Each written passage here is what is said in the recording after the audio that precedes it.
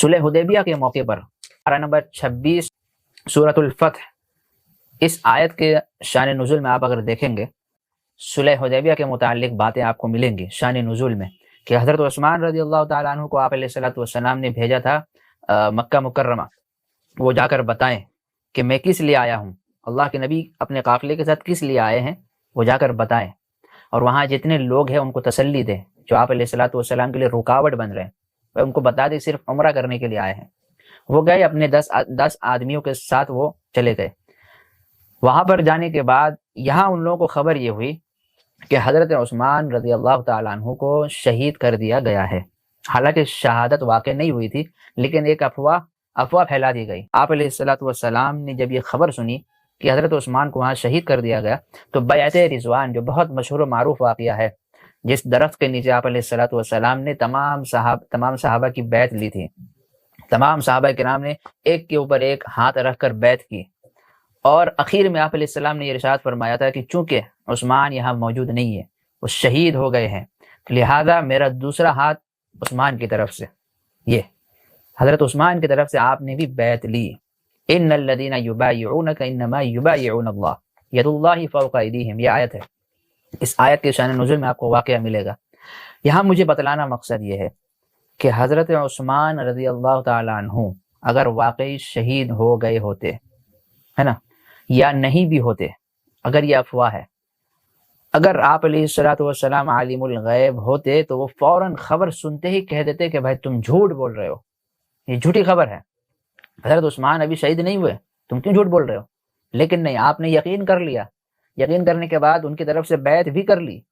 اور تمام صحابہ میں خبر بھی پھیل گئی کہ وہ شہید ہو گئے۔ بعد میں یہ خبر ملی کہ حضرت عثمان رضی اللہ تعالیٰ عنہ بحیات ہیں، اور وہاں سے وہ تشریف لے آ رہے ہیں، چلے آ رہے ہیں۔ تو یہاں بتانا مقصد یہ ہے کہ رضا خانی تم کب تک ڈنڈی مارتے رہو گے، اور کب تک لوگوں کا لڈو اور مٹھائی کھاتے رہو گے؟ یہاں دیکھو تو صحیح،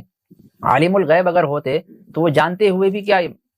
اس بات کے اوپر یقین کر لیتے؟ یہ تو الزام لگانا ہوا نا پھر، کہ بھائی دیکھو ایک شخص عالم الغیب ہے، جانتا ہے ہر ایک چیز، پھر بھی وہ معاذ اللہ جو ہے ناٹک کر رہا ہے نا، یا ایسا ہے کہ اس کو کچھ معلوم ہی نہیں، یہ الزام لگانا ثابت آ جائے گا پھر اگر ہم مان لیتے ہیں تو۔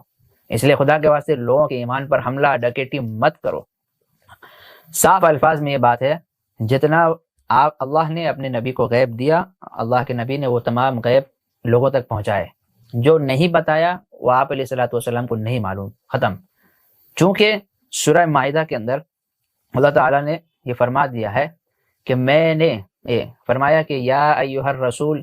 بلغ ما انزل الیک من ربک، یا ایھا الرسل بلغ ما انزل الیک من ربک، اے رسول آپ پہنچا دیجئے جو کچھ آپ کے رب کی طرف سے آپ کو دیا گیا ہے۔ وَإِن لَّمْ تَفْعَلْ فَمَا بَلَّغْتَ رِسَالَتَهُ، اگر آپ نے ایسا نہیں کیا نا تو آپ نے رسالت والا کام ہی انجام نہیں دیا، ڈائریکٹ انکار کر دیا، رسالت والا کام ہی آپ نے انجام نہیں دیا۔ تو کیا جو غیب کی جو چیزیں ہیں وہ ہمیں معلوم ہے، وہ ہم تک پہنچ گئی؟ تو معاذ اللہ یہ ثابت آ جائے گا کہ اللہ کے نبی نے مکمل پیغام ہم تک نہیں پہنچایا ہے، یہ الزام لگ جائے گا، اور یہ ثابت ہو جائے گا کہ اللہ کے نبی عالم الغیب ہونے کے باوجود بہت ساری جگہوں پہ انہوں نے لا علمی کا اظہار کر دیا، یعنی وہ جان بوجھ کر انجان بن گئے، یہ ثابت ہوگا پھر آپ کے عقیدے کے مطابق۔ اسی وجہ سے ہم اہل سنت والجماعت، احناف دیوبند کا عقیدہ یہ ہے، اسی طرح اور بھی جتنے فرقے ہیں، اہل حدیث ہیں، اور جتنے ائمہ حضرات ہیں، چاروں ائمہ میں، ہر ایک کا مسلک اور مذہب یہی ہے اور عقیدہ یہی ہے کہ آپ علیہ الصلوۃ والسلام عالم الغیب نہیں ہے۔ مجھے یہ بات بتاؤ کہ میں تمہاری بات مانوں یا قرآن کریم کی اتنی ساری آیتیں اور حدیث مبارکہ میں اتنے سارے الفاظات جو آئے، امی عائشہ نے جو کہا تو ڈائریکٹ منع کر دیا، امی عائشہ نے ڈائریکٹ منع کر دیا ہے کہ جو شخص اللہ کے متعلق، اللہ کے رسول کے متعلق یہ گمان کرے کہ وہ غیب جانتے ہیں، اس نے جھوٹ بولا۔ تو اب بتاؤ تمہاری بات سنے یا قرآن میں اللہ اپنے نبی کی زبان سے جو کہلوا رہا ہے کہ میں غیب نہیں جانتا، امی عائشہ بھی انکار کر رہے ہیں کہ نہیں جانتے،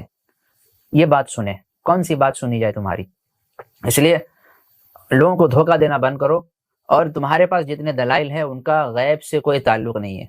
حقیقی معنی میں اگر اس کا ریسرچ کیا جائے اور کیا بھی گیا ہے، غیب سے کوئی لینا دینا نہیں ہے، یہ یہاں وہاں کی باتیں ہیں، اس کو تم نے غیب سے جوڑ دیا ہے بلا وجہ زبردستی، اور ان تمام حدیثوں کے اوپر تم نے